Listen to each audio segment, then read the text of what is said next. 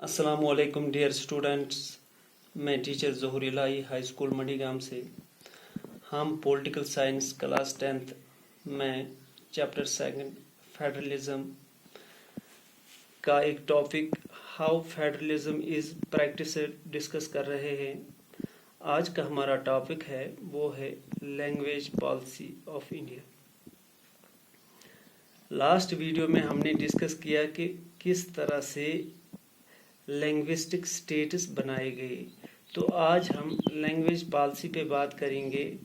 इसमें हम डिस्कस करेंगे कि इंडिया ने क्या लैंग्वेज पॉलिसी अडॉप्ट की, क्योंकि यहाँ पे बहुत सारी लैंग्वेज बोली जाती हैं, इसलिए यहाँ अप्रोच भी वैसा होना चाहिए जिससे किसी के सेंटिमेंट्स हर्ट न हो।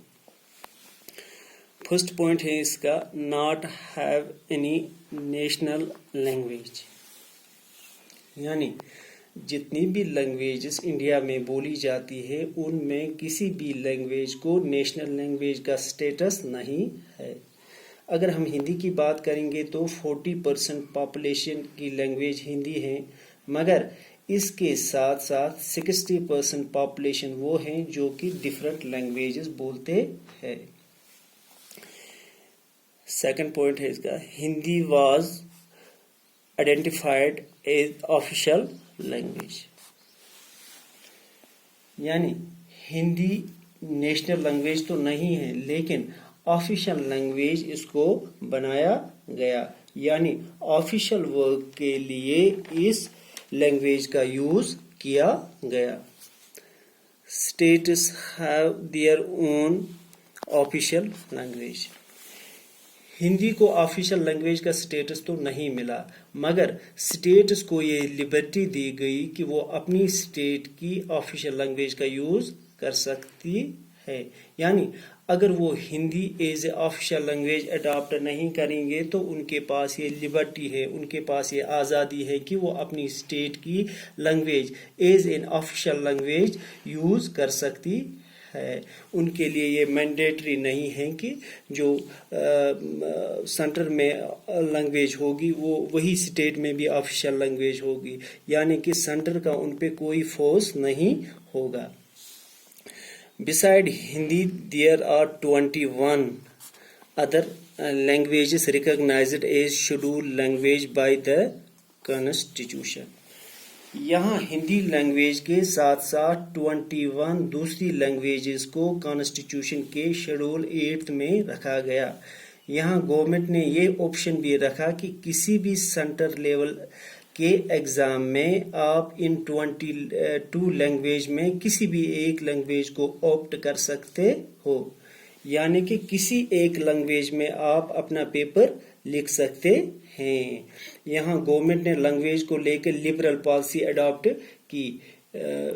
यहाँ पे श्रीलंका की तरह खाली एक लैंग्वेज को प्रेफरेंस नहीं दी गई, बल्कि फ्रीडम दी गई कि आप किसी भी लैंग्वेज का यूज कर सकते हो। आपका पेपर 22 लैंग्वेजेस में होगा, उसमें आपको एक लैंग्वेज चूज करनी है और उसमें आप आंसर लिख सकते हो। Promotion of Hindi continued, but this promotion does not mean that central government can impose Hindi on state where people speak different languages. इसका मतलब क्या है? गवर्नमेंट की ये पॉलिसी रही कि हिंदी को प्रमोट किया जाए, हिंदी को प्रमोट किया गया, मगर इसका ये मतलब नहीं था कि सेंटर बाय फोर्स जबरदस्ती बाकी स्टेट्स के ऊपर इसको इम्पोज करेगी जहां पे दूसरी लैंग्वेजेस बोली जाती हूँ। 1965 में जब इंग्लिश लैंग्वेज को ऑफिशियल पर्पस के लिए स्टॉप किया गया तो नॉन हिंदी स्पीकर्स ने इसके खिलाफ एक स्ट्रांग प्रोटेस्ट किया। नॉन हिंदी स्पीकर्स 60% थे और हिंदी स्पीकर्स 40% थे। نان ہندی سپیکرز نے اس کے خلاف بہت زیادہ پروٹیسٹ کیا کہ اس کو سٹاپ نہیں کیا جائے، کس لینگویج کو، انگلش لینگویج کو. یعنی ہندی سپیکرز اگر 40% ہیں تو نان ہندی سپیکرز 60% تھے. اس لیے گورنمنٹ کو ان کی بات ماننی ہی پڑی اور گورنمنٹ اس بات پہ ایگری ہوئی کہ ہندی کے ساتھ ساتھ انگلش لینگویج بھی آفیشیل پرپز کے لیے کنٹینیو رہے گی.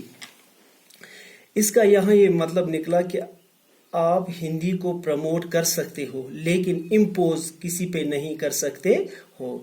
یہاں پہ بھی گورنمنٹ کی لبرل پالیسی تھی ریگارڈنگ لینگویج. یہ سب کچھ ڈسکس کرنے کے بعد ہمیں لگتا ہے کہ یہاں بھی فیڈرلزم کو پریکٹس کیا گیا. اس کے بعد تھرڈ ایگزامپل ہے centre state relation. Centre state relation.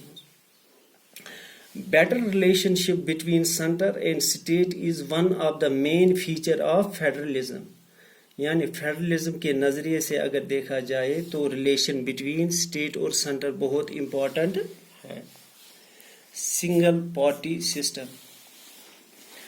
After independence اگر ہم بات کریں گے انڈیا کی، انڈیا میں زیادہ ٹائم ایسا تھا کہ یہاں سنگل پارٹی رول رہا. انڈیا میں آزادی کے بعد زیادہ ٹائم اگر کسی پارٹی کا رول رہا تو وہ تھا کانگریس پارٹی کا، یعنی انڈین نیشنل کانگریس. دونوں جگہوں پہ رول کرتی تھی، سینٹر میں بھی اور اسٹیٹ میں بھی. جب سینٹر اور اسٹیٹ دونوں جگہوں پہ سنگل پارٹی رول کرتی تھی تو اسٹیٹس کو سینٹر کے انڈر ہی کام کرنا پڑتا تھا، یعنی سینٹر کی ہر ایک بات ماننی پڑتی تھی اور اسٹیٹس اپنی آٹونومی کا زیادہ یوز نہیں کر سکتے تھے کیونکہ سینٹر میں بھی انہیں کی گورنمنٹ تھی، اس لیے انہیں سینٹر کے انڈر ہی کام کرنا پڑتا تھا. اس کے بعد کولیشن گورنمنٹ. 1990 کے بعد اسٹیٹس میں ریجنل پارٹیز سٹرانگ ہوتی گئی. اب اسٹیٹس میں الگ الگ پارٹیز آنے لگی، یعنی سینٹر میں اگر کانگریس تھی تو اسٹیٹس میں کوئی دوسری پارٹی الیکشن جیت کے آ گئی. اس طرح سے ریجنل پارٹیز کو بھی ریسپیکٹ ملنے لگی. یہاں سینٹر مجبور کیوں تھا ان کی بات ماننے کے لیے؟ کیونکہ کسی وقت کیا ہوتا تھا کہ لوک سبھا میں حکومت بنانے کے لیے کسی ایک پارٹی کو میجارٹی نہ ہونے کی وجہ سے ان کو دوسری پارٹی کے ساتھ کولیشن کرنی پڑتی تھی. پھر یہ دونوں پارٹیاں مل کر گورنمنٹ بناتی تھی جس کو کولیشن گورنمنٹ کے نام سے جانا جاتا تھا. کولیشن گورنمنٹ کس سے ہم کہیں گے؟ Coalition government means a government formed by come together two or more than two political parties. اس طرح سے کیا ہوا کہ سینٹر اور اسٹیٹ کی ریلیشن سٹرانگ ہونے لگی کیونکہ سینٹر کو اپنی پوزیشن سٹرانگ کرنے کے لیے اسٹیٹس کو ساتھ لے کے چلنا ان کی مجبوری بن گئی. وہ تبھی پاسبل ہوا جب سینٹر اسٹیٹ ریلیشن شپ آپس میں بہتر ہوئی. So, good relation between center and state is important in federal system. Thanks.